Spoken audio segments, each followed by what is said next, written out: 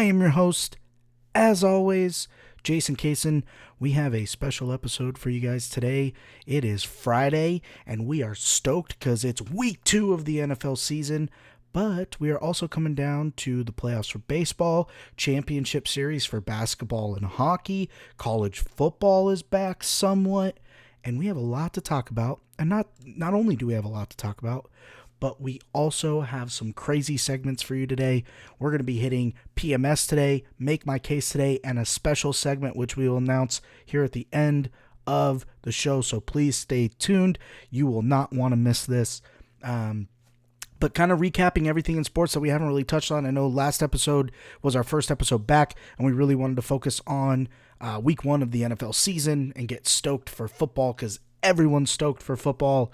And so we're going to just dive right into these sports and kind of give a quick recap of what's going on, get you guys kind of back into the loop, especially with playoffs and championship series about to start. Everyone wants to watch those.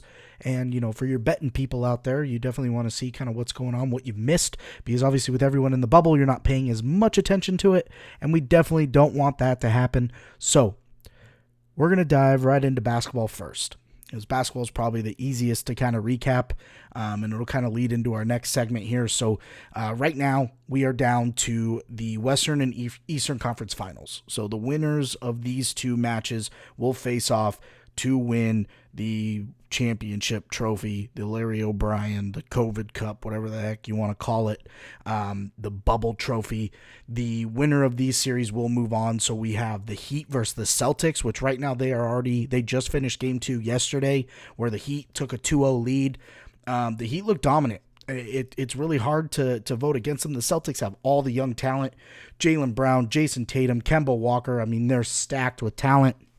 They know how to score, but the Heat have that tenacity. They have that defense. They have what you want in an overall team. They have that grit, and it's very hard to vote against the Heat. As simple as that. There's no other way to put it. It's not surprising to me that the Heat have a 2-0 lead, and they have a legitimate shot to shut down either team from the other side as well. And in the Western side, you have the Lakers versus the Nuggets, which game 1 is tonight. So we will see how that series prolongs, see how that goes, if it's going to be a Lakers clean sweep, if the Nuggets are going to come from behind like they have the last 2 series, with Jazz going down 3-1, coming back, winning the series, and then going down 3-1 to the Clippers and coming back and winning that series as well. They have just as much grit as the Heat. I just feel like the Heat overall are a more talented team. The Nuggets really rely on some offensive runs, and if they run into a team that is very defensive minded, it's going to be hard to get on those offensive runs, so we'll see how that works. But for right now, you have the Lakers and the Nuggets. They will face off tonight, and that will start that Western Conference Finals. And the Eastern Conference Finals, we have the Heat with a 2-0 lead, and we'll see how that one finishes. The Heat have been very strong in this playoffs. They actually didn't lose until the last round, where they lost. And basically, even though the series was taking longer than people expected, the Heat dominated every single game. They really beat themselves, but they were able to advance, and then they faced the Celtics, and here we are. So, having talked about basketball, that kind of leads us into our next segment. So today we're going to really give you guys another segment of PMS. And, without giving anything away, let's just dive right into it. So let's roll it. This is PMS. Praise. Mock. Shred. It's time to praise, mock, and shred.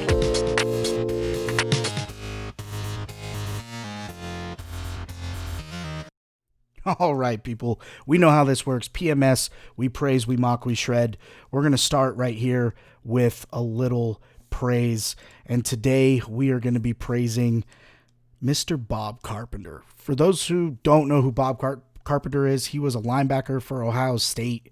He was actually part of the A.J. Hawk era. A.J. Hawk was a middle linebacker for Ohio State and then played for the Packers for about 9 years. Bob Carpenter was drafted by the Cowboys. He played for the Cowboys for a little bit and bounced around the NFL before exiting. But he is an ex-Ohio State alum, obviously. And with the Big Ten not coming back initially in college football, he was a big advocate to bring Big Ten back. And as was announced, a couple days ago, Big Ten's back, and they're actually going to start mid-October. And so basically, why we're praising Bob Carpenter today is because the Big Ten wouldn't have started if it wasn't for Bob Carpenter. What happened is, all these parents, all these players, they're upset that they're not playing.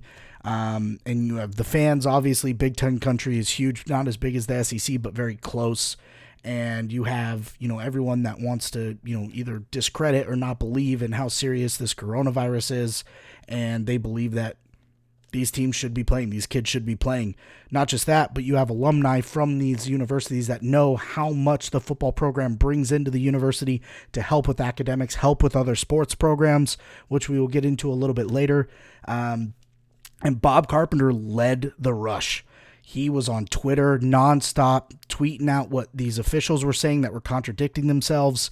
He would tweet out that they would state, this is serious, we're trying to protect the kids. And then, the next week they would make some statement about how, these students are allowed to go to class and all this stuff. And he would just, put these tweets together and tweet it out and be like, so-and-so's, not making any sense. He's backing on his word. And, these players aren't playing because of what he said. And he's just throwing these guys out there. And not just that, but he was throwing out their phone numbers. He was giving phone numbers out on social media for people to call these numbers and raise hell to these lines to get them to understand how many people want this back and how many people are there to support them. And then obviously the Big Ten actually met this last weekend, and voted for it. And apparently it came down to they felt comfortable with the amount of testing that and amount of tests that they can get and perform. And they felt like they could do it without using the quote-unquote political tests.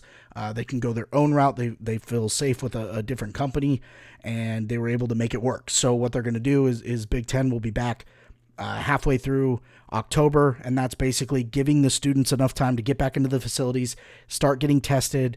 Obviously, they're anticipating a spike in positive tests with these kids on a college campus all around each other, going to bars, going to those things. They're expecting some positive tests. So because of that, they are going to move that start date out a little further to allow these kids to either get it or who already have it, quarantine, get over it, and then get back on the practice field so they don't miss any time. But it all started because of Bob Carpenter. And actually, there's a big trend going around, especially with some other popular radio shows like the Pat McAfee Show. They're actually bringing Bob Carpenter onto their show to talk about what he's doing. And they're calling him General Bob Carpenter because he's really leading the charge here. So big praise to Bob Carpenter. Congratulations, Big Ten. Congratulations, Big Ten fans. You get football back here in a little bit. It's great to see.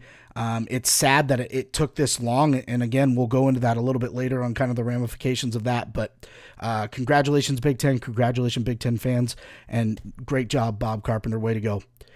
Moving down to mock. So this is where we're going to make fun of someone, poke a little fun, point some things out, and really bury them. And today we're going to be mocking the Los Angeles Clippers.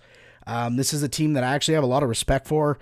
We've talked about them a lot over this last year with the signings and the trade of Paul/pandemic/playoff P and Kawhi Leonard. My wife is a huge Clippers fan, so it's hard to throw shade at them, but I'm going to tell you what.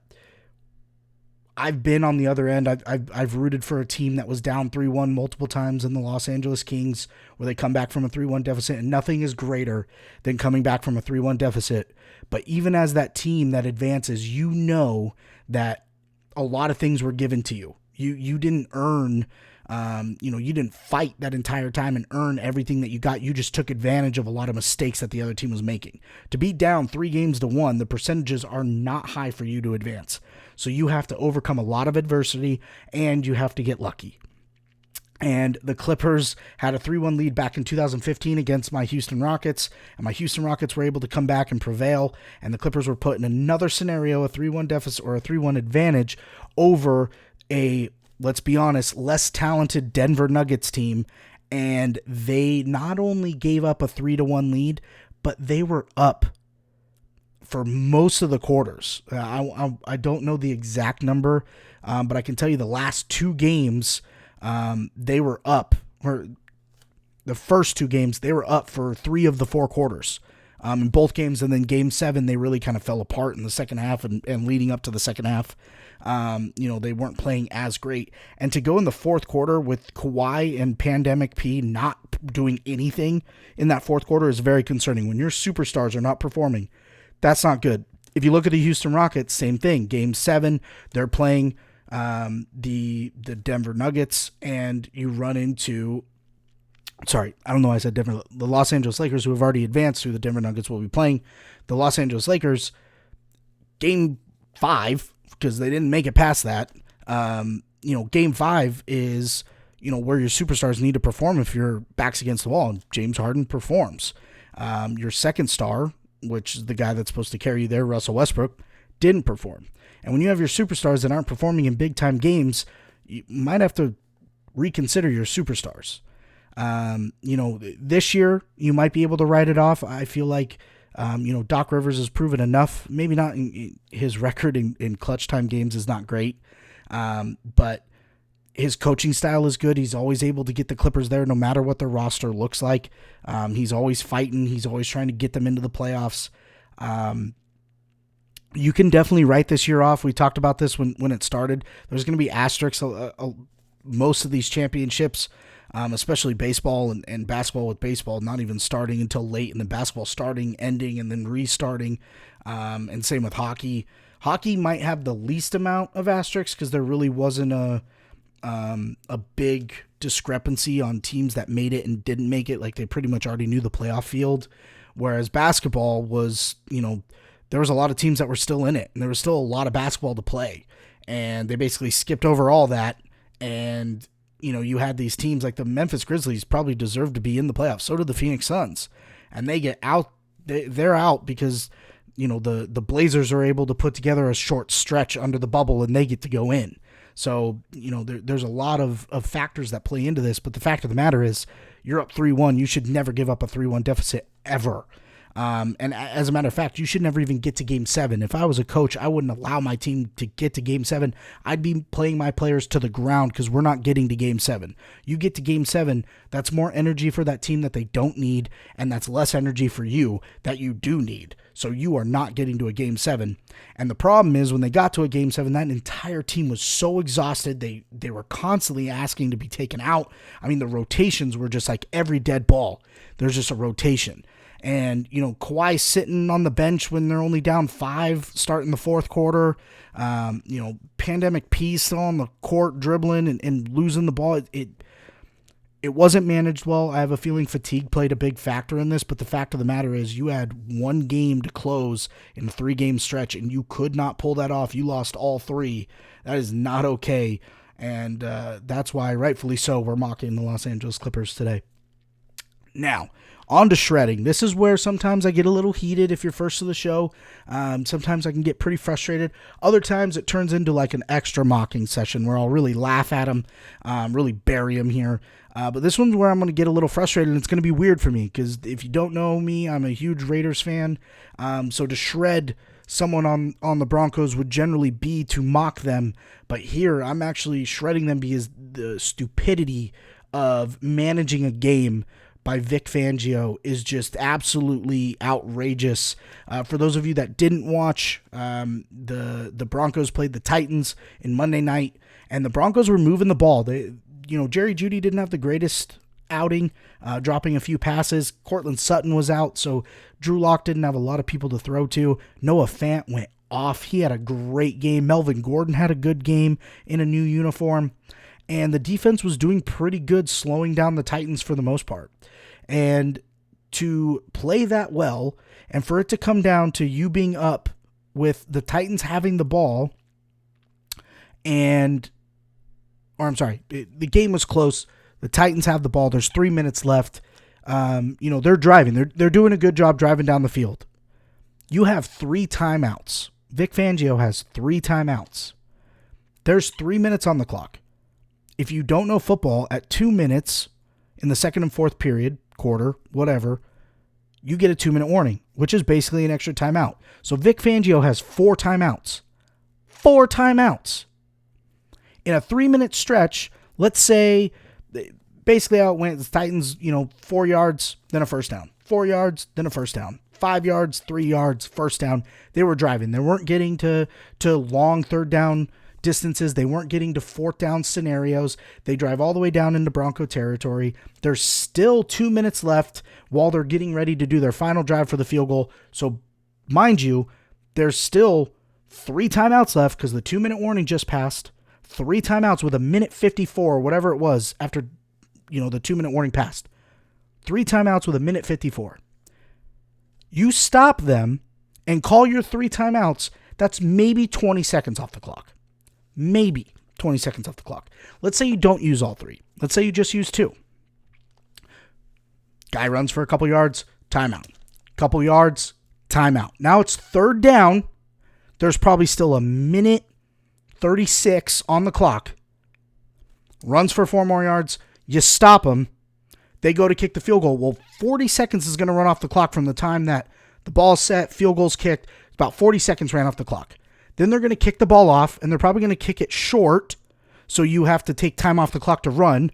But if they kick it out of the end zone, then you get the ball with that 50-some-odd seconds left.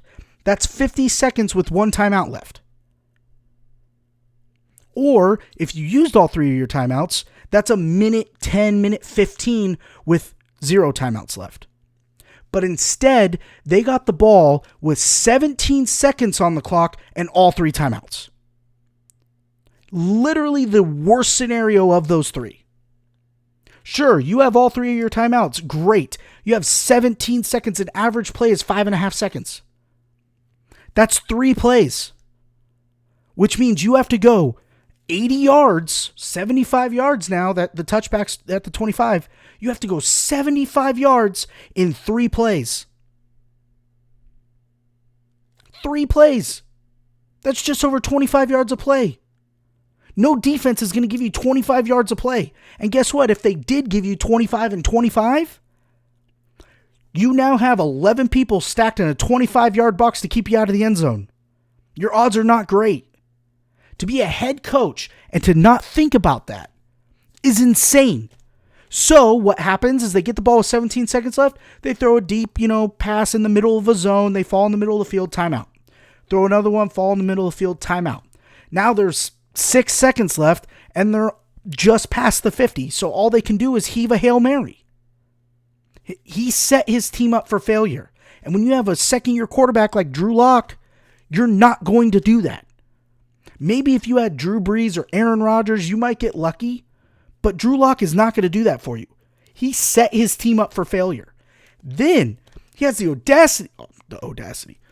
He gets in front of the media and tells them to their face that he did not miss an opportunity for a timeout. No. I'm sorry, you did. You absolutely 100% did. Then, Mr. Dum Dum, he has a press conference earlier, or Thursday, it was Thursday or Wednesday. And there was one time where I probably should have called a timeout. One time? You had 3 freaking timeouts, bro. You had 3 timeouts with 2 minutes on the clock. Come on, man. Vic Fangio, bro. Hey, I'm happy he's a Bronco coach. I don't have to worry about game management against this guy because holy hell, that was awful. Awful to watch. And I am rooting for the Titans. And the entire time, I'm wondering why the heck he's not calling these timeouts. Crazy. Anyways, that was PMS. We praised Mr. Bob Carpenter. We mocked the LA Clippers. And we shredded Mr. No Timeout having Vic Fangio. Moving on, new sport to talk about. Baseball is coming into their playoff stretch. Dodgers were the first team to clinch. I believe this is their 8th year in a row clinching for the playoffs. Probably their 4th year in a row choking in the World Series. We'll see about that. With the expanded playoffs, so now we're gonna have 8 teams on each side, which generally that's not the case. It used to be 4, and then it turned to 5, and now it's 8. With 10 days left, there's still about 22 teams that still have a chance to make the playoffs. With Dodgers already clinching, that still leaves 15 spots. So there's still a lot to play for with these 10 days. We'll see how that plays out.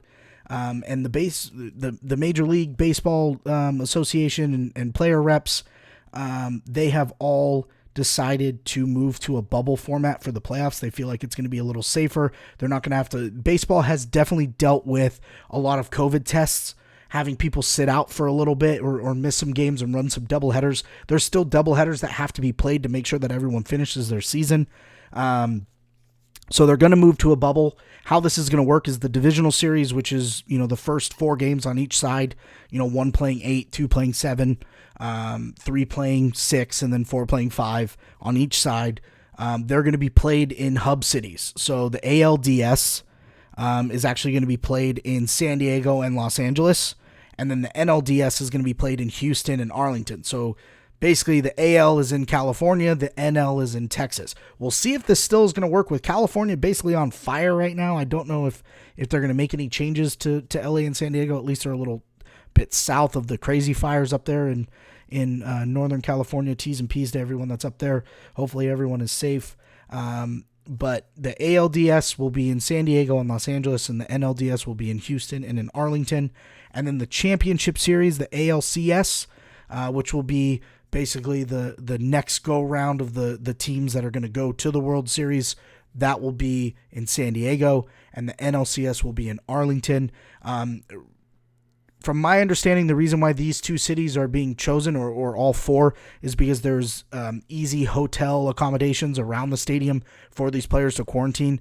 Like San Diego, the Petco Park is literally attached to a convention center and a hotel. Like they can, literally just live right outside the stadium. So that's basically the route that they're going. And I believe the new Arlington field is the same way. Obviously, being newer parks, it's easy to, accommodate amenities. And then the World Series, which will be best of 7 as always, will actually be held in Arlington, the new stadium there, new field there in Texas where the Rangers play. That will be where the World Series is at. We'll see kind of how these playoffs come down. I know as the season's been progressing and when it was announced, we did a lot of predictions. We'll probably have a special guest on here when the playoffs are actually announced, who's in, and we'll do a little special episode with a special guest and go over who we feel is going to advance and win the World Series in this bubble format. I like this format. I think baseball's been traveling this whole time, and they've done a really good job managing the system. But I like this format. I like how they're doing multiple hub cities. It's not just one bubble. You're not around all of your competition. You're just around a couple teams. I like it. I think it's going to work. Hopefully it's going to work. So hopefully baseball can go through their playoffs without a hitch. That'd be awesome. Moving on to hockey. Hockey is down to their Stanley Cup with last night the Tampa Bay Lightning finally finishing off the New York Islanders, which, let's be honest, the Lightning have been the most talented team in the NHL for like the last 3 years and just haven't been able to capitalize. So good for them finally making it over. And then the Dallas Stars, surprising everyone, they went through a tough stretch to get where they're at on the other side of the Stanley Cup. They went through the Calgary Flames. They beat the Colorado Avalanche, which were a team that was supposed to go deep in this. And then they were able to breeze through the Las Vegas Golden Knights, which is another team that a lot of experts had moving on and actually winning the Cup. So to see the Dallas Stars move on, that's awesome for the state of Texas. They won't be rooting for any non-cheating baseball teams, and their football teams probably aren't going to make it any further. So at least they have hockey and they can focus on that, which is awesome. Good for the Stars. I still think the Lightning are the favorite here, but we'll see how that works. I think the Lightning really hit a rough patch where talent outweighed the Islanders, but the Islanders were definitely outmatching them in effort and production. So it's going to be tough as, being part of the Lightning, realizing that you physically got beaten up by a team that you shouldn't have, and now you have to go in and play a Dallas Stars team that has been definitely proving their worth and showing you that they deserve to be there. So this one will be very interesting. Definitely different teams than you're used to. You're used to seeing the Chicago Blackhawks and the Pittsburgh Penguins and the Washington Capitals and even the Golden Knights as of late have been making some runs. The San Jose Sharks have been making some runs. All these teams are out. So to see new faces like the Lightning and the Stars is really cool. We'll see how this one plays out, and hopefully, we get a good series. 7 games would be amazing, no matter the outcome. I think that's what everyone's looking for, especially right now when, you have so many sports going on. Hockey is definitely on the back burner, so to have a Game 7 would really shed some light on this sport when it's kind of buried down with everything else going on. So anyways, moving on to the biggest topic that I wanted to talk about today is the college football recap. We kind of touched on it with Bob Carpenter being our praise. We are coming into week 3 of the college football season. Technically, 3 weeks ago the season started, and then the ACC started last week. So the ACC, this is their second week. SEC will be starting this week, so it'll be week 1 for them. But the biggest news was what we talked about previously, the Big Ten announcing they will return at the middle of October. This will allow student athletes to arrive to the facilities, get tested, go through their protocols, and if anything spikes, they're still going to be able to quarantine and come back to the team before the season starts. That was the big factor there. So realistically, with the Big 12, the Big 10 now announcing that they're playing, the ACC playing, SEC playing, the Athletic Conference playing, the Sun Belt playing, that leaves 2 conferences not playing, and that's the Mountain West and the Pac-12. You can see right here what I wrote. For those of you who don't know who that is, he is the main honcho for the Pac-12, and he's a ding-dong. Just flat-out ding-dong. Now with the Big Ten coming out, now the Mountain West and Pac-12 are quote-unquote looking into it. Like, you should have been looking into this a long time ago. This should have been something that, as things progress, you should be looking into. Your schools are losing money, and it's not good. And these, not just the athletes, the students that are there for academics are being affected by this as well. And, those are things that they just don't think of. The money is first. And, when you're a big enterprise like that, it's hard to overlook that. But in a pandemic like this, they need to. And for the Mountain West and the Pac-12 to come out and be like, oh yeah, now we're going to start looking into it, we need to start talking to governors, all that stuff should have been discussed. All that stuff should have been on the table. All of those things should have been the reason that you voted against it. But unfortunately, it wasn't. You guys thought you were going to be the heroes by saying, oh, we're going to protect the players. But guess what? The players are at more of a risk by going back to their homes and quote-unquote quarantining than being on campus, being in a facility that is state-of-the-art, being tested, being fed, all of these things that would keep them healthy and keep them together and keep them doing something that's productive. That's the safest for these athletes. And that's been the argument for the SEC, which is why there was never a doubt that they were going to go off. The Big 12 was the same way. The Pac-12, the Big 10 honestly did drop the ball, the Pac-12 and the Mountain West as well. But now that the Big 10's kind of come to their senses, thanks to General Bob Carpenter, the Mountain West and the Pac-12 are in the same boat. And they are not doing a great job. And this guy right here, not the Honda salesman, but this guy needs to get out. Not good. Not good.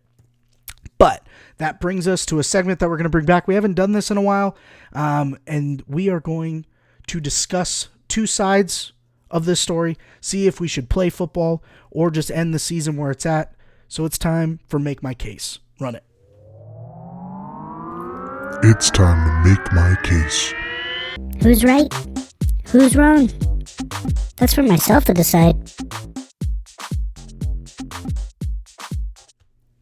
All right, guys. So this is how this works. Okay, this is Make My Case.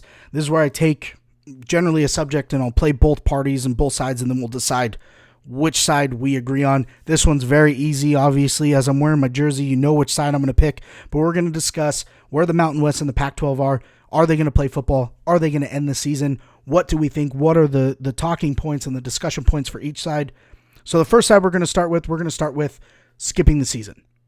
Okay, so why would we skip the season? Well, one, we can avoid the media outlash of any positive tests or having to handle all the medical results and keeping them safe, HIPAA violations and all those things away from the media. So it's less stress on our part, less stress for the players if they do test positive. We can also claim safety for the players. We're trying to protect the players. We just talked about that previously, where I just slammed that, but that is something that they truly believe. They truly believe that they're bringing safety to these players. We can save money in staffing, setup, media, travel, all of these things for each game, for an entire season even. We can save a ton of money on our end to feed into our academics. And we can really focus on the adjustment to online academics, which is probably going to happen for the rest of the school year. And those are things that we need to think about as an academic conference or academic sports conference that is backed by the NCAA, and we need to really think about those things. So those are some talking points for skipping the season. Kind of BS in my point of view, which is why now we're going to talk about playing football. Why should we play football? What tells us that we should play football? Well, I'll tell you what tells you. Testing and COVID protocols in all these buildings where teams are actually playing right now are working. The NFL, ever heard of it? They're in week 2 of their season. They've had less than 1% of positive tests come back. They haven't traveled yet. Okay. So they haven't traveled, and they would be a very similar schedule to college football, traveling, once a week. They haven't traveled yet. Well, they traveled 1 week. And so far the only results that have come back is the Thursday night game from week 1, the Texans and the Chiefs. 0 positive tests have come back, from that one. The MLB, they've been going for a few months. They've been traveling multiple times a week. They've had a couple hiccups here where they've had to stop some games and most of it wasn't even players. They had the big blow up with the Marlins, but everything else has been, maybe one player here, one player there, but it's mainly been staff members, and they've been stopping games and just running doubleheaders. Obviously in football, you cannot do that, but you're already starting your season late. So who cares if your season goes a little bit further? No one's going to complain about college football in March. No one. Maybe basketball, but if you're not willing to play basketball, how are you going to be willing to play, or not willing to play football? How are you going to be willing to play basketball? So MLB's gone without a hitch. NFL's gone without a hitch. How about the amount of money that you could lose by not playing football? Think about this. We have been out of football for a couple months, 1 whole month technically of, practices, media members and fans allowed to come to certain events. And just in that time, 73 programs, 73 across the country, have already been shut down across D1, including 11 programs from Stanford. 11 programs dropped. All of these programs, these 73 programs, mind you, this is just with 1 month without football. These 73 programs, over 1,000 student athletes have been impacted. 1,000 student athletes will be able to use their scholarship for this year because, oh no, my sport's no longer here. Some sports are actually withholding all of their scholarships. So if the player had a 3-year scholarship, they're going to continue to get free education for the 3 years. But a lot of their amenities will be taken away because they're not playing. So over 1,000 student athletes are impacted. This would triple if football were to go down. If football were to stop, that number would triple. There's been programs that were just introduced that are being taken away. Baseball for Boise State was just announced. They took wrestling away to add baseball, and this would have been the first year of baseball. And guess what? See ya. Taken away. Don't have the funds for it. Football brings in a lot of our income. You're going to have pissed off boosters. You're going to have pissed off alumni. It's not good. If the safety truly outweighed all of these things by tenfold, then we wouldn't be having this conversation. But the fact of the matter is, the NFL, the MLB, the NHL, the NBA, they all want money too. And they're making it work.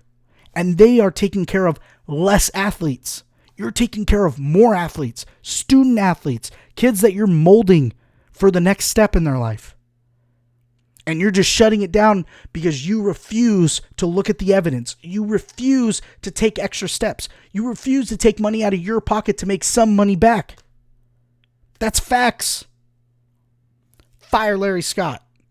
That's make my case. We're playing football. Stupid. All right. Now to end on a high note, we got a new segment that we're going to be doing every week. Okay, I'm really excited about this one. This is something that I've been wanting to do for ever since the show kind of started, but I didn't necessarily know how to introduce it, and now I got some people that are on board, so I'm really excited. Being that today is Friday, every Friday, whether we have an episode drop or not, we will be releasing a segment of what we like to call Fantasy Football Foursquare Friday. And we will be bringing on 3 guests. These guests will be my wife, my sister, and my cousin, Mr. Mediocre Panda, also the co-host of Mashing Joys. Go check it out if you haven't. It's on YouTube and all podcast platforms. What we'll be doing is we're going to be picking 4 fantasy players of different positions, and the square. So I'll be one square, my wife's another, my sister, my cousins are another. The square that has the most points wins, and you, as the listeners, you guys get to vote on who you think by next Friday is going to have the most points. So these games, so all Thursday night games will be excluded. This will only be Sunday and Monday night games. So we'll be picking a quarterback, a defense, a kicker, and a skill player. So it could be a wide receiver, running back, or a tight end. Of those 4 players, whatever score, whoever has the highest score wins, and whoever votes for that person gets a point. When this season is over, whichever fan has the most points, they're going to get a little special gift from CasonPoint. So, we'll explain the rules in another post here. But without further ado, I'm going to bring in my family and we're going to do a little Fantasy Football Foursquare Friday. Let's go. Welcome, everybody, to the first ever Fantasy Football Foursquare Friday. It's lit. It's hyped. Whatever the kids say these days.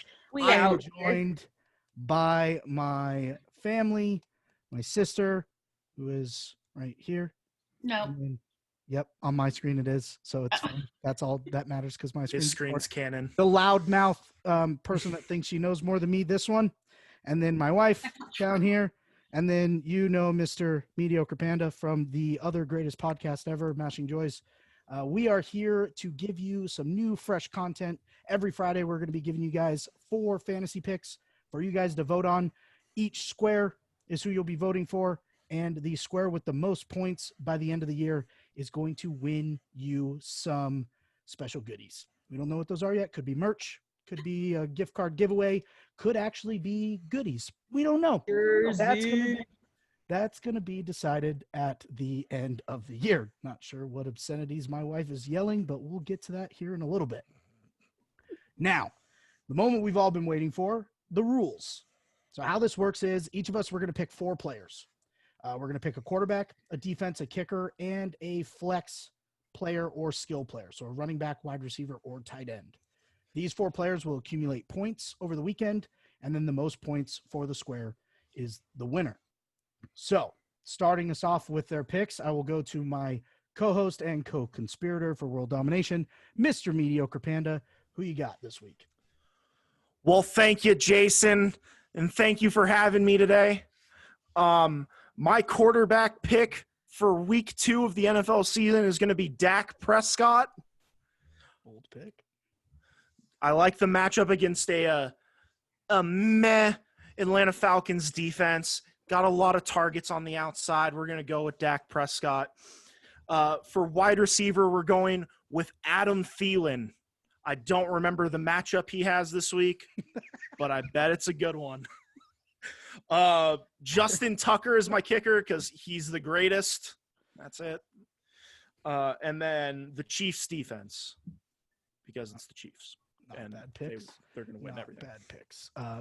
Thielen is actually a really good pick because they're playing the Colts, and the Colts have a depleted secondary. So it's that's what I was going to say. Yep. Good pick. And they're playing against Xavier Rhodes, who used to be a Viking. So he's seen him in practice. It actually could be a benefit for Mr. Hooked on a Thielen. So nice work there. Moving on over to the sister that likes to point my flaws out to everybody and make fun of me. I feel attacked. Yeah, you should. Who you got this week? All right. So for my quarterback, I got Mr. Mahomes, just because I love him. I'll be honest. I think he's a great quarterback and a good person. And then for a kicker, I got Mason Crosby because he is a vet. Sorry, Kayla. Because he is a vet and he's consistent. And then for the Ravens, I picked Ravens D because honestly, I struggle with picking defenses because it changes all the time. And they were number one on, or high up there on the NFL app. So that's why I picked the Ravens defense. And for my flex, I picked running back Christian McCaffrey because he is like the highest scoring running back on fantasy. And every year I try to get him, and every year I never get him. So therefore, I will pick him in my imaginary fantasy league. And that is all. Good picks. Mrs. CasonPoint. All right. Well, of course, no shocker to anyone. I'm going to pick Aaron Rodgers as my quarterback because Packer fan all the way. But he just looks really good this year, really solid. We've watched some things on his mentality this year, and I think he's just going to be really solid. So, of course, I'm going to pick him. For my kicker, I'm not just picking Mason Crosby because I'm a Packer fan, but like solely I've had him on my fantasy league for the last 7 years, and It's okay to he's just prime for me. And I'm just a little salty that he's on someone else's bench right now Garrett. and not on my team. So Garrett. that's a whole other G-Money. discussion. But G-Money. really like Mason Crosby. He's just very consistent, and I appreciate that about him. Defense, I'm gonna stick with the Steelers. I think they did a great job this last week, and have a lot of fight that we'll see. So I'm excited to kind of gamble with that a little bit. And then for my flex, gosh, I don't know. I really like Thielen. I was going to pick him for my fantasy team this year. I don't know. I'm going to go out on a ledge and say Don't jump. Josh Jacobs. He just did so well last week. All right. So I'm actually going to pick a Raider and go for my boy, Josh Jacobs. It's lit, as Travis Scott would say. That's Slit. awesome. Slit. Yep. All right. So I am actually going with Mr. Rogers as well. Like Mrs. Point said, we've been watching some things about the offseason, and his mentality seems different. He seems like he's a different quarterback. He's got a lot to prove. He was kind of stabbed in the back with them trading up, getting his future replacement in Jordan Love. So he has a lot to prove, and he's going up against a depleted Lions defense. The Lions defensive backs are actually all out. All three starters are out with hamstring injuries. Go figure, they suck.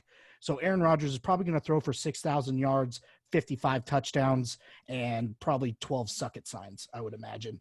Sorry, Randy. Yeah, sorry, Randy. Big L's, Randy. You're a Lions fan, bro. I'm sorry. My kicker, I am actually going with a Raider, Mr. Carlson. Perfect in week 1. Actually won AFC Special Teams Player of the Week. He is going to double that feature, I believe. I don't see the Raiders putting a lot of points on the board when it comes to touchdowns against the Saints defense, but I feel like they have enough weapons to move down the field. I think he's going to have a lot of opportunities to kick the ball. So Mr. Carlson is going to be my kicker.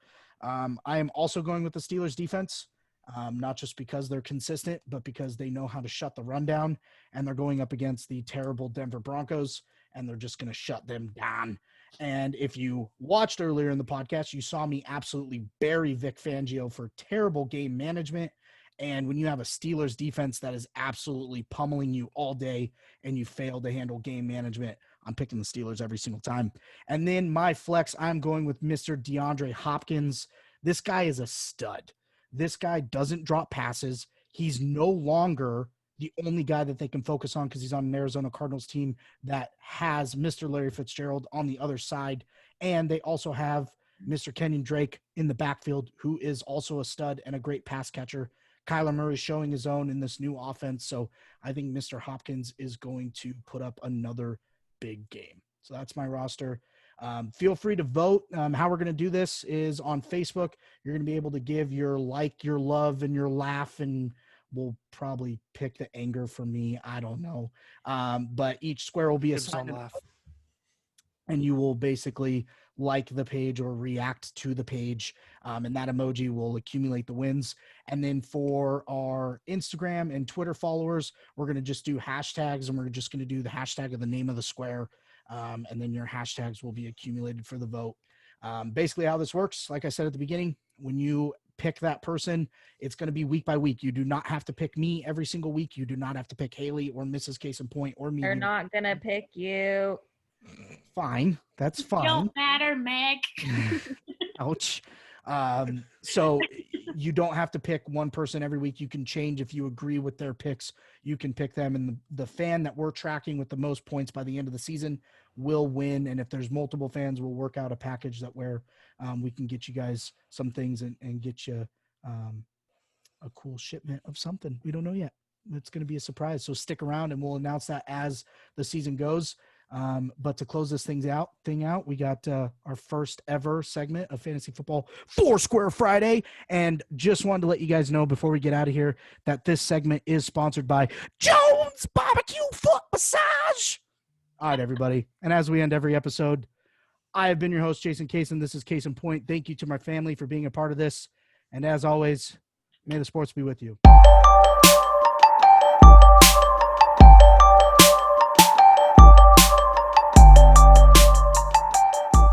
Hashtag Team Panda.